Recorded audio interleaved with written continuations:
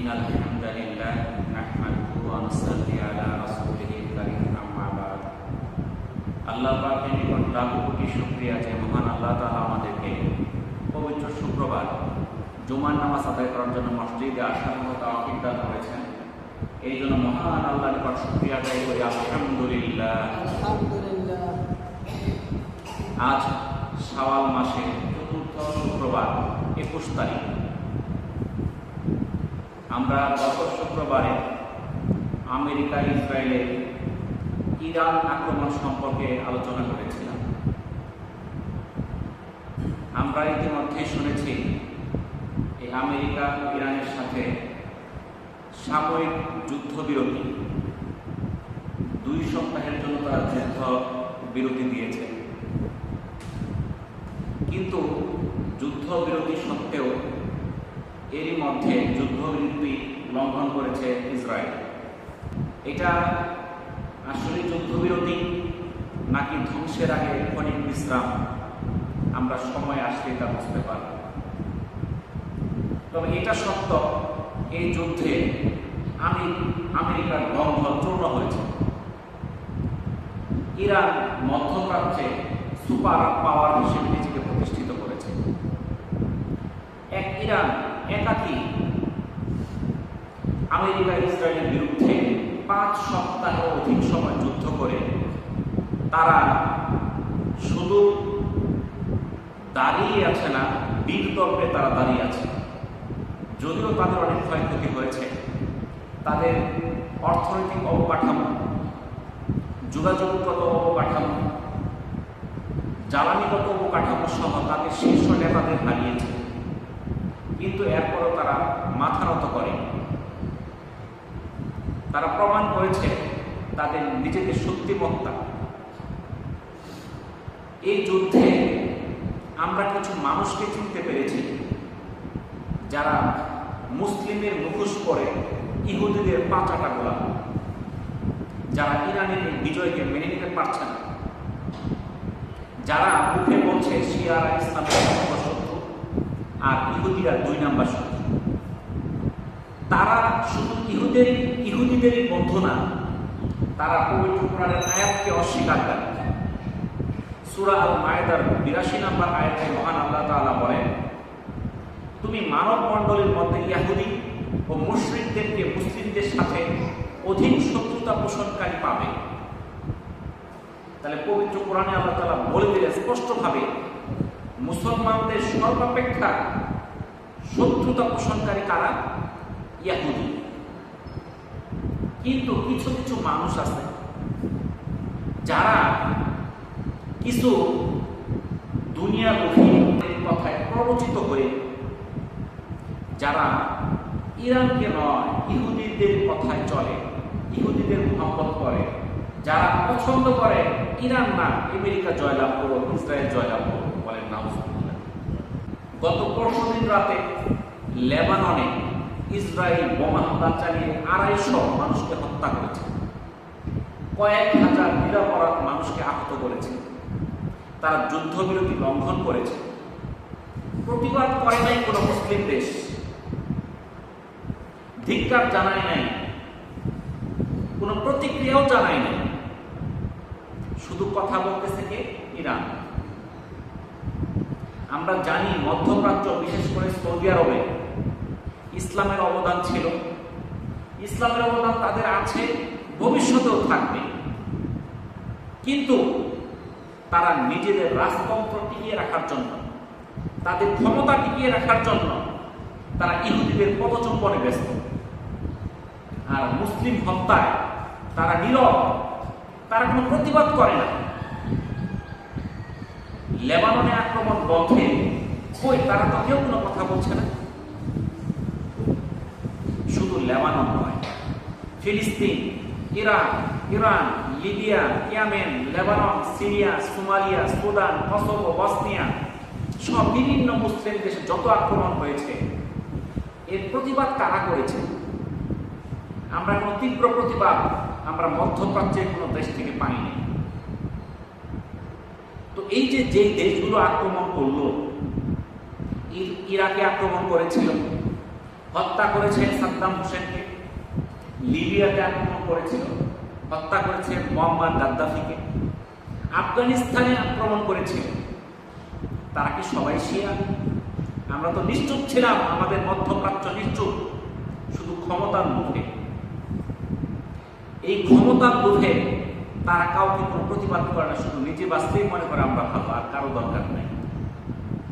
আমরা শিয়াদের তকমা দিয়ে একে একে মুসলমানদেরকে হত্যা করতেছে, সেটা আমরা দেখছি না। শিয়া হলেই কি তারা কাফের? সাদ্দাম হোসেন কি শিয়া ছিল? মোহাম্মদ গাদ্দাফি কি শিয়া ছিল? তাদের হত্যার প্রতিবাদ তো আমরা করি নাই। সেই ইরাকে আক্রমণ করেছিল, এই যুদ্ধের ব্যয়বার বহন করেছে কারা? এই খরচ দিয়েছে কারা? এই মধ্যপ্রাচ্যের দেশগুলো। মুসলমানদের টাকা নিয়ে ইহুদিরা মুসলমানদেরকে হত্যা করেছে, মুসলমানদের সহযোগিতায়, মুসলমানদের ভূমি ব্যবহার করে, মুসলমানদের আকাশ সীমা ব্যবহার করে মুসলমানদেরকে হত্যা করেছে। আমরা মুসলমানরা কোনো প্রতিবাদ করি না, আমরা বিভিন্ন ট্যাগ লাগাই, কখনো শিয়া, কখনো এইটা, কখনো ওইটা, বিভিন্ন ট্যাগ দিয়ে আমরা মুসলমানরা হত্যা করতেছে, আমাদের টাকায় হত্যা হইতেছে। আর আমরা নিজেদেরকে বলি যে না, আমরাই আসল মুসলমান। মুসলমান কারা? সাহাবী খালিদ বিন ওয়ালিদ রাদিয়াল্লাহু তাআলা আনহু পারস্য ও রোমান বাহিনীর উদ্দেশ্যে বলেন, তোমরা এমন মানুষের মুখোমুখি হবে যারা মৃত্যুকে ততটা ভালোবাসে যতটা তোমরা তোমার জীবনকে ভালোবাসো। আল্লাহ রাসূলের সাহাবী খালিদ বিন ওয়ালিদ রাদিয়াল্লাহু তাআলা আনহু, যিনি একজন বীর ছিলেন, সেনাপতি ছিলেন, তিনি যুদ্ধের ময়দানে তার প্রতিপক্ষকে বলতেছেন, তোমরা এমন একদল মানুষের মুখোমুখি তারা মৃত্যুকে এতটা ভালোবাসে যতটা তোমরা তোমাদের জীবনকে ভালোবাসো।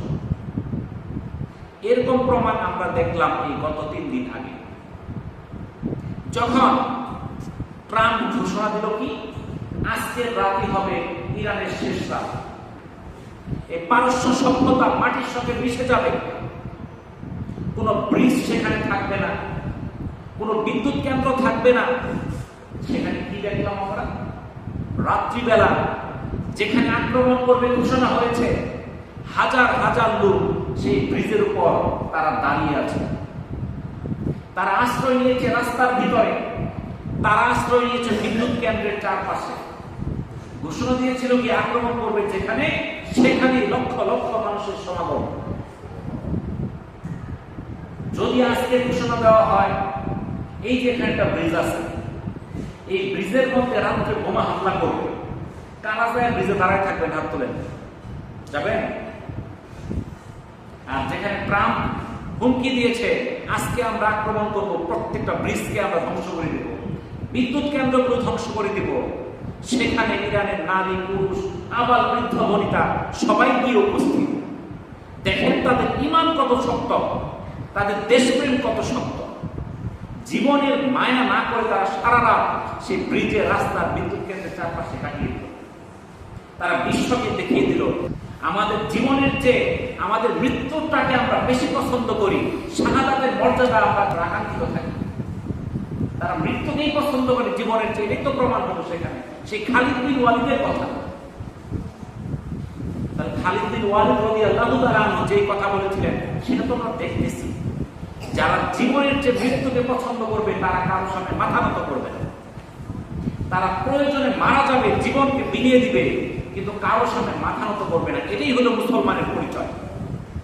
আজকে আমরা মুসলমান, আমরা নামধারী মুসলমান, নামাজ পড়ি, রোজা রাখি, দান করি, মসজিদ নির্মাণ করি, জিহাদের প্রয়োজন হয়ে যায় তখন আমরা শেয়ালের মতো গর্তে পালাই। এটা মুসলিমের পরিচয় হতে পারে না। মহান আল্লাহ তাআলা বলেন, হে ঈমানদারগণ, তোমরা ইহুদি এবং নাসারাদের বন্ধু হিসেবে গ্রহণ করো না, তারা একে অপরের বন্ধু। তোমাদের মধ্যে কেউ তাদেরকে বন্ধুরূপে গ্রহণ করলে সে তাদের অন্তর্ভুক্ত হবে। আল্লাহ জালিমদের সৎপথে পরিচালিত করেন না। এটা সূরা মায়েদার 51 নম্বর আয়াতের অর্থ। আল্লাহ তাআলা পবিত্র কোরআনে সুস্পষ্টভাবে বলে দিলেন, তোমরা ইহুদি এবং নাসারাদের বন্ধু হিসেবে গ্রহণ করো না, কারণ তারা একে অপরের বন্ধু। কিন্তু আজকে দেখা যাচ্ছে আমরা মুসলমান হওয়া সত্ত্বেও অনেক দেশ আছে, অনেক ব্যক্তি আছে যাদের বন্ধুত্ব হচ্ছে সেই ইহুদি নাসারাদের সাথে। আর যারা তাদের সঙ্গে বন্ধুত্ব করবে তারা তাদের অন্তর্ভুক্ত হবে। যারা আলেম নামধারী কিন্তু তারা ইসরায়েলকে বন্ধুরূপে গ্রহণ করে, তাদের বিজয়কে বিজয় মনে করে, তাদেরকে বয়কট করা আমাদের দায়িত্ব। আমরা বিভিন্ন মসজিদ পরিচালনা করি, আমরা বিভিন্ন মাদ্রাসা পরিচালনা করি, আমরা বিভিন্ন সভা সমাবেশ করি। সেই সবার মধ্যে আমরা তাদেরকে যেন বক্তা হিসেবে না দেওয়া দেই যারা সেই ইসরায়েলের পক্ষে কথা বলে, যারা চায় ইরান নয় ইসরায়েল জিত, তাদের পক্ষে যারা ইসরায়েল পক্ষে যারা কথা বলবে আমরা তাদেরকে বয়কট করব। আপনি দেখেন ইসরায়েল ইহুদি আর নাসারা তাদের মধ্যে কত বন্ধুত্ব। গত সপ্তাহে মিজানুর রহমান আল আজহারি অস্ট্রেলিয়াতে গিয়েছিল, সে ইহুদিদের বিরুদ্ধে কথা বলার কারণে দেশ থেকে তাকে বহিষ্কার করেছে। আমাদের দেশের বিখ্যাত একজন আলেম যার নাম হলো আহমদুল্লাহ, ওনাকেও দেশ থেকে বয়কট করেছে। তার কি করে? তার পাসপোর্ট, তার ভিসা বাতিল করে তার দেশ থেকে সে অস্ট্রেলিয়াতে তাকে বহিষ্কার করেছে। কিসের জন্য? সে ইহুদিদের বিরুদ্ধে কথা বলে। তার দেখেন ইহুদি আর নাসারা তাদের কত সুসম্পর্ক, তাদের মধ্যে কত বন্ধুত্ব। আপনি যদি ইহুদিদের বিরুদ্ধে কথা বলেন, আপনি বিশ্বের বিভিন্ন দেশে গিয়ে আপনি ভিসা পাবেন না। আপনি ইহুদিদের বিরুদ্ধে কোনো পোস্ট করবেন, আপনার ফেসবুক আপনার ভিউ কমে যাবে। ইউটিউবে কোনো ভিডিও দিবেন, আপনার ভিউ কমে যাবে, আপনার ইনকাম কমে যাবে। তারা চান যেন সবাই ইসরায়েলের পক্ষ হয়ে যায়। ইসরায়েলের পক্ষ থাকলে তার লাভ টাকার টাকা।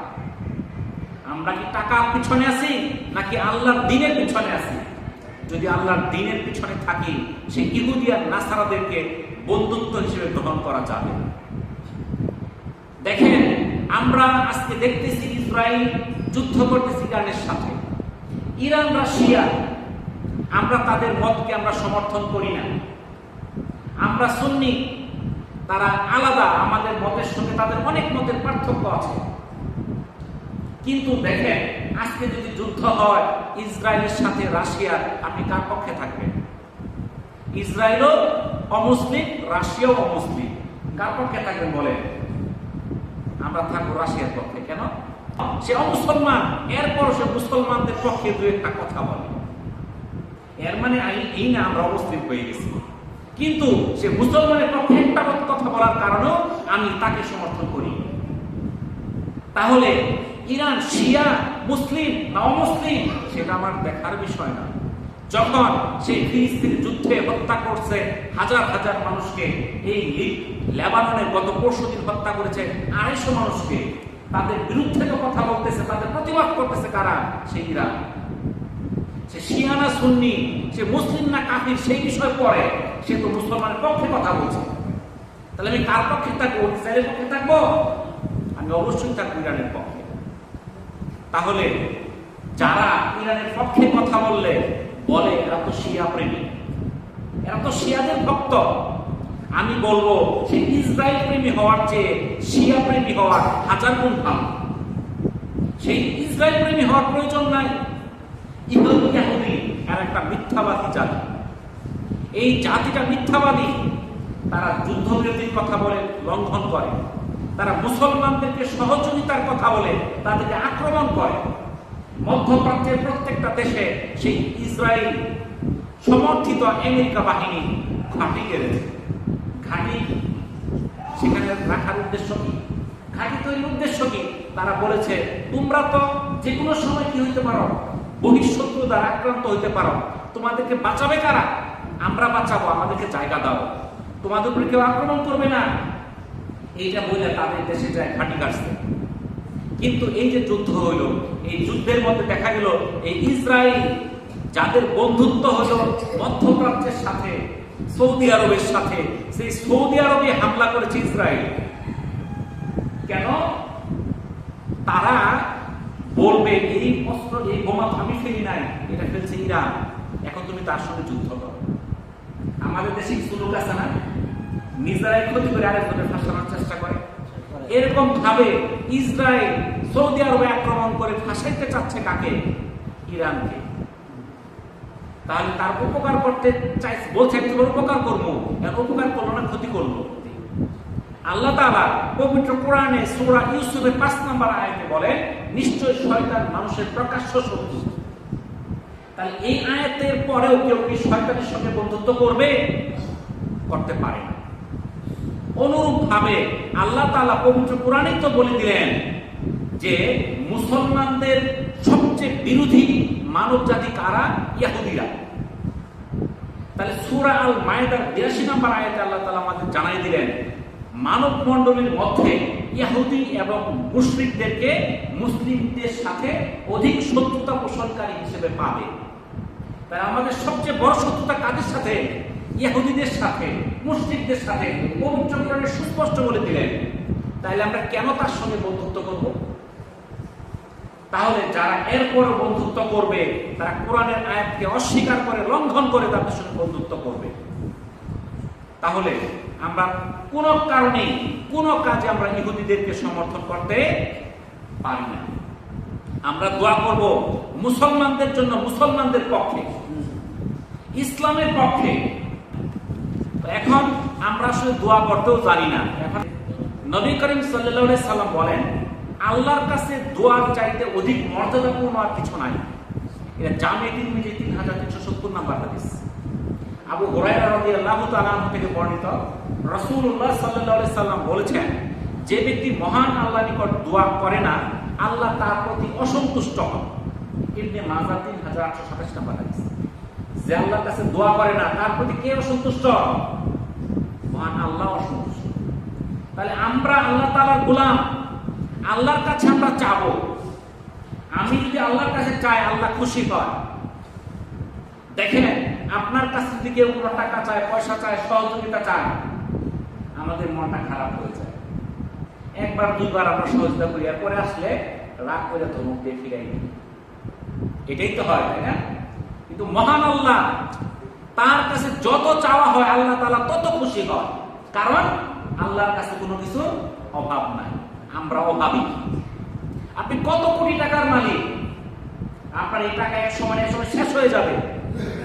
কিন্তু আল্লাহ তাআলা এত সম্পদের মালিক, দুনিয়ার সমস্ত মাখলুক যত চাওয়াই চাক না কেন, সমস্ত চাওয়া পূরণ করার ক্ষমতা একমাত্র মহান আল্লাহ। তার ধনভাণ্ডার কখনো শেষ হবে না। তাহলে যে ব্যক্তি আল্লাহর কাছে চায় না, তার প্রতি আল্লাহ তাআলা অসন্তুষ্ট। আমরা নামাজের পর বিভিন্ন সময় আমরা দোয়া করি। এই দোয়া আমরা অবশ্যই করব, তবে সম্মিলিত দোয়ার পক্ষে বিপক্ষে কিছু মত আছে। আমরা একাকী দোয়ার পক্ষে কোনো মতভেদ নাই। আমরা সম্মিলিত দোয়াগুলো কি জন্য করব? আমার শিক্ষার জন্য।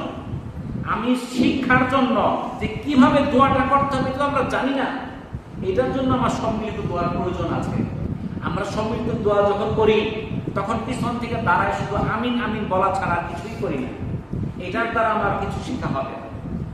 আমি যদি দোয়া শিখতে চাই, তাহলে যিনি সামনে থেকে দোয়া করতেছেন আমাকে ওইটাই বলতে হবে। ওইটা বললে আমার শিক্ষা হবে, তারপর আমি নিজে ওইভাবে দোয়া করতে পারব। আমরা কি বলে দোয়া করব সেই সম্পর্কে আল্লাহ তাআলা পবিত্র কোরআনে সুস্পষ্ট বিভিন্ন আয়াতে বলে দিয়েছেন। রব্বানা আতিনা ফিদ দুনিয়া হাসানাতাও ওয়া ফিল আখিরাতি হাসানাতাও ওয়া কিনা আযাবান নার। হে আমার পালনকর্তা, আমাদের দুনিয়াতে কল্যাণ দান করুন এবং আখিরাতেও কল্যাণ দান করুন এবং আমাদের জাহান্নামের আযাব থেকে রক্ষা করুন। তাহলে এই আয়াতের অর্থ হইল এইটা। তাহলে এই আয়াতটা যখন আমরা পড়ব, আমি যদি ইমাম সাহেব বলতেছে আমিও যদি পড়ি, তাহলে আমারও তো শিক্ষা হয়ে যাবে। ক্ষমা প্রার্থনার একটা দোয়া হযরত আদম আলাইহিস সালাম পাঠ করেছিলেন, রব্বানা যালামনা আনফুসানা ওয়া ইল্লাম তাগফির লানা ওয়া তারহামনা লানাকুনান্না মিনাল খাসিরিন। হে আমার প্রতিপালক, আমরা নিজেদের প্রতি জুলুম করেছি, আপনি যদি আমাদের ক্ষমা না করেন এবং দয়া না করেন তবে অবশ্যই আমরা ক্ষতিগ্রস্তদের অন্তর্ভুক্ত হয়ে যাব। তাই এই দোয়া করলে, কারণ আমরা তো জুলুম করতেছি, আল্লাহর বিরুদ্ধাচরণ করতেছি, রাসূলের বিরুদ্ধাচরণ করতেছি, অনেক হুকুম আল্লাহ তাআলা নির্দেশ আমরা মানতে পারতেছি না, আমরা হেলায় ফেলায় আমরা এই ভুলগুলো করতেছি। তো এই যে আমরা জুলুম করতেছি, আল্লাহ যদি আমাদের ক্ষমা না করেন, আল্লাহ যদি দয়া না করেন, আমরা তো অবশ্যই ক্ষতিগ্রস্ত। তাহলে আল্লাহর কাছে পানাহ চাই এই ক্ষতি থেকে বাঁচার জন্য। দেখেন, আমাদের সন্তানরা যদি বলি পূব দিকে যাওয়ার, যায় পশ্চিম দিকে, নাকি বলে? কথা শুনতে চায় না। কেন? তাদের জন্য কি আমি দোয়া করি? দোয়াই তো করি না। সারাদিন থাকি চার দোকানে বসে, দোয়া করার তো টাইম নাই। নেক্সট সন্তান পরিবারের জন্য কিভাবে দোয়া করতে হবে আল্লাহ তাআলা পবিত্র কোরআনে শিখিয়ে দিয়েছেন। রব্বানা হাব লানা মিন আজওয়াজিনা ওয়া যুররিয়াতিনা কুররাতা আয়ুন ওয়াজআলনা লিল মুত্তাকিনা ইমামা। হে আমার প্রতিপালক, আমাদের স্ত্রীদের এবং সন্তানদের পক্ষ থেকে আমাদের জন্য চোখের শীতলতা দান করুন এবং আমাদের ক্ষুধা ভীরু লোকদের ইমাম বানিয়ে দিন। তাহলে কি দোয়া হচ্ছে? স্ত্রী সন্তানকে আমাদের চোখের শীতলতা দানকারী হিসেবে বানিয়ে দিন। যখন আমি দোয়া করব, তখন আল্লাহ তাআলা তাদেরকে আমার চোখের শীতলতা দানকারী হিসেবে বানিয়ে দিবে। কিন্তু আমরা তাদের জন্য এই দোয়াগুলো করি না, যার জন্য তাদের দিকে তাকাইলে তখন আমাদের চোখের শীতলতা দূরের কথা, ঈর্ষা হিংসা বিদ্বেষ জেগে যায়। কারণ তারা আমার কথায় চলে না, আমি যেই কথা বলি সেই তার বিপরীত দিকে যায়। কারণ তাদের জন্য তো আমি দোয়া করতেছি না। সেই দোয়া আমাদের করতে হবে। পিতামাতার জন্য দোয়া করতে হবে। সূরা বনী ইসরাঈলের 24 নম্বর আয়াতে আল্লাহ তাআলা শিখিয়ে দিয়েছেন, রব্বির হামহুমা কামা রাব্বায়ানি সগীরা। হে আমার প্রতিপালক, আমার পিতামাতার প্রতি দয়া করুন, যেমন দয়া ও মমতায় তারা আমাকে শৈশবে লালন পালন করেছে। আমরা যখন ছোট ছিলাম, আমাদের পিতামাতা যেভাবে আমাদের লালন পালন করেছে, সেইভাবে তাদের উপর দয়া করুন, রহম করুন। জ্ঞান বৃদ্ধির দোয়া, রব্বি জিদনি ইলমা। সূরা তাহা 114 নম্বর আয়াতে বলেন, হে আমার প্রতিপালক, আমার জ্ঞান বাড়িয়ে দিন। আল্লাহর কাছে চাইতে হবে। মূসা আলাইহিস সালাম দোয়া করেছিলেন, তার কণ্ঠ কি ছিল? তার মুখে জড়তা ছিল। মূসা আলাইহিস সালাম দোয়া করেছিলেন, রব্বি ইশরাহ লি সাদরি ওয়া ইয়াসসির লি আমরি ওয়াহলুল উকদাতাম মিন লিসানি ইয়াফকাহু কওলি। সূরা তাহা 25 থেকে 28 নম্বর আয়াত বলেন, হে আমার প্রতিপালক, আমার বক্ষ প্রশস্ত করে দিন, আমার কাজ সহজ করে দিন এবং আমার জিহ্বার জড়তা দূর করে দিন, যাতে আমার কথা তারা বুঝতে পারে। তাহলে এই যে দোয়াগুলো আছে, এগুলো আমাদের শেখার দরকার আছে কিনা? এই জন্য আমরা যখন বিভিন্ন দোয়া হয়, এই দোয়াগুলোর মধ্যে আমরা শিক্ষার নিয়ত করব, যেন আমার শিক্ষা হয়। আর যখন আমি করব, সেটা আমার উপর কি হবে? ফলপ্রসূ হবে। দোয়া করার উৎকৃষ্ট নিয়ম হচ্ছে, আমরা যখন হাত উঠাবো, প্রথমে আমি আল্লাহর প্রশংসা করব, রাসূলের প্রতি দরুদ পেশ করব, তারপর আমাদের যত চাওয়া আছে সেটা আল্লাহর কাছে পেশ করব। তার পরবর্তীতে আমরা শেষ দিকে যখন যাব, আবার আমরা রাসূলের প্রতি দরুদ পেশ করে এবং আল্লাহ তাআলার প্রশংসা শেষ করে আমরা দোয়া শেষ করব। তাহলে আমাদের দোয়াগুলো কার্যকর হবে। আর একজন মুসলমানের দোয়া কখনো বিফলে যাবে না। তার দোয়া অবশ্যই দুনিয়াতে এবং আখিরাতে কল্যাণকর তার কাজে দিবে। আমরা অনেকেই দোয়া করতে করতে হতাশ হয়ে যাই যে এত দোয়া করলাম, আমার দোয়া তো আর কবুল হয় না। দোয়া কবুল হয় না মানুষের তাড়াহুড়ার জন্য, যে এত দোয়া করলাম আমার দোয়া তো কবুল হয় না, এর মানে আপনার দোয়াটা বাতিল হয়ে গেল, সেটা কবুল হবে না। আপনি আল্লাহর কাছে চাইতে থাকেন, আপনি পাবেনই, কিন্তু আপনার ধৈর্য থাকতে হবে। আপনি যদি হতাশ হয়ে যান, তাহলে আপনি আর পাবেন না। তাহলে একটাই শর্ত, আমার আল্লাহর প্রতি আমার সুস্পষ্ট ধারণা থাকতে হবে, আল্লাহ আমাকে অবশ্যই দিবে, আমি চাইতেই থাকবো। আপনি দেখবেন এই দুনিয়ার মধ্যে অনেক কাফির মুশরিক আছে, যারা আল্লাহর হুকুম মানে না, আল্লাহর কাছে চাইতেই সে পাওয়া যায়। তার অনেক টাকা পয়সা, তার অনেক শান্তি সমৃদ্ধি, তার কোনো কিছুর অভাব নাই, যা চায় তাই পায়। আপনি নামাজ পড়েন, আল্লাহর হুকুম মানেন, আপনি সব পান না। এর কারণটা কি? এর পিছনে কিছু কারণ আছে। এই দুনিয়াতে যখন কাফির মুশরিক বেঈমান, যারা আল্লাহর কথা শুনে না, তারা যখন আল্লাহর কাছে চায়, আল্লাহ তাআলা ফেরেশতাকে বলে, হে ফেরেশতারা, সে কি চায় তুমি তার ব্যবস্থা করে দাও, কারণ তার কণ্ঠ আমার কাছে ভালো লাগে না। সে আবার আমার কাছে চায়, সেটা আমার কাছে ভালো লাগে না। কিন্তু মুমিন যখন চায়, আল্লাহ বলে তুমি আগেই তাকে দিও না, তার কণ্ঠটা আমার কাছে অনেক সুন্দর লাগে, তার কথাটা আমার কাছে ভালো লাগে, সে আমার কাছে আরো বলো, সে আমার কাছে আরো চায়। তাহলে আপনার কথাটা কবুল হয় নাই, সাথে সাথে এর মানে আল্লাহ তাআলা আপনাকে পছন্দ করে, আপনার কথা বারবার শুনতে চায়। এই দুনিয়ার মধ্যে মুমিনদের যত চাওয়া আছে, এর একটা অংশ আল্লাহ তাআলা দুনিয়াতেই দিয়ে দিবে। আর একটা অংশ আখিরাতের জন্য রেখে দিবে। কেন? মুমিনদের জন্য পরকাল আছে, জান্নাত আছে।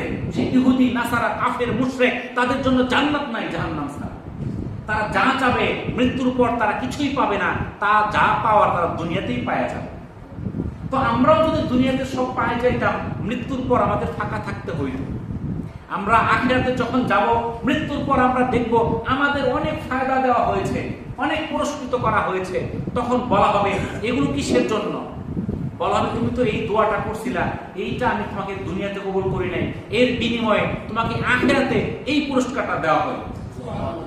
এই পুরস্কারগুলো যখন সে দেখতে থাকবে, তখন সে বলবে হে আল্লাহ, আমার দুনিয়াতে যদি একটা দোয়া কবুল না হতো, এই সবটি দোয়া যদি আখিরাতের জন্য থাকতো, তাহলেই তো আমার জন্য ভালো হতো। এই জন্য মুসলমানের দোয়া কখনো বৃথা যায় না, মুসলমানের দোয়া কখনো মিস হয় না। দেখেন, এই গত 3-4 দিন আগে যখন আমেরিকা হুমকি দিয়েছিল আজকের রাত্রিতে সেই পারস্য সভ্যতা নামে কোনো সভ্যতা থাকবে না, সেই দেশকে মাটির সঙ্গে মিশিয়ে দেওয়া হবে, আল্লাহ তাআলা ঈমান পরীক্ষা করেছেন। কে তাদের জন্য কেঁদেছে, কে তার জন্য দোয়া করেছে? আল্লাহ তাআলা ঈমানকে দেখেছেন, নাকি আপনি নাক থেকে ঘুমাইছেন, নাকি আল্লাহর কাছে সাহায্য চাইছেন যে তুমি হে আল্লাহ তুমি মুসলমানদেরকে রক্ষা করো? মুসলমানদের পক্ষে আপনি কি করেছেন সেটাও কিন্তু আল্লাহ দেখেছেন। হইতে পারে সেই যে ফিলিস্তিনিতে হাজার হাজার মানুষকে হত্যা করেছে, আপনি দোয়া করেছেন, কিছুই হয়েছে না, ঠিকই হত্যা করছে, তারা মারাই গেছে, আপনার দোয়ায় একজনও মরা কমে নাই। কিন্তু আপনি আল্লাহর কাছে চিহ্নিত হয়ে গেছেন, আপনি তাদের জন্য আল্লাহর কাছে কিছু চাইছেন কিনা? আপনি সেই ফিলিস্তিনের পক্ষে আল্লাহর কাছে প্রার্থনা করছেন কিনা? সেই ইহুদি নাসারার বিরুদ্ধে আল্লাহর কাছে আপনি কিছু চাইছেন কিনা? এটাই হলো ঈমানের পরিচয়। এই দুনিয়ার মধ্যে হাজার হাজার মানুষকে মারতেছে ইহুদি নাসারা, আমরা মনে করি আল্লাহ কি দেখে না ইমানদাররা মারা গেল? তো আল্লাহ ঠিকই দেখতেছে, আল্লাহ তাআলা তাদেরকে জান্নাতের উচ্চ মর্যাদা দিবে, শাহাদাতের মর্যাদা দিবে, এই জন্যই তারা মারা যাইতেছে। আপনি আমি কি শাহাদাতের মর্যাদা পাইছি নাকি? তারা তো সেই জীবনকে আল্লাহর কাছে বিক্রি করে জান্নাত কিনে নিছে। এটা তাদের সৌভাগ্য। আমরা মনে করি মুসলমানের দুর্ভাগ্য। মুসলমান কখনো জীবনকে নিয়ে তারা ভয় পায় না, তারা জীবনের চেয়ে মৃত্যুকে পছন্দ করে, তারা জীবনে বেঁচে থাকার যে শাহাদাতের মর্যাদাকে তারা আকাঙ্ক্ষিত মনে করে। তাহলে এই জন্য আমরা দোয়ার মধ্যে কি বলবো, কি করব, এটা আমাদের শেখার বিষয় আছে, জানার বিষয় আছে, মুসলমানদের পক্ষে থাকার বিষয় আছে।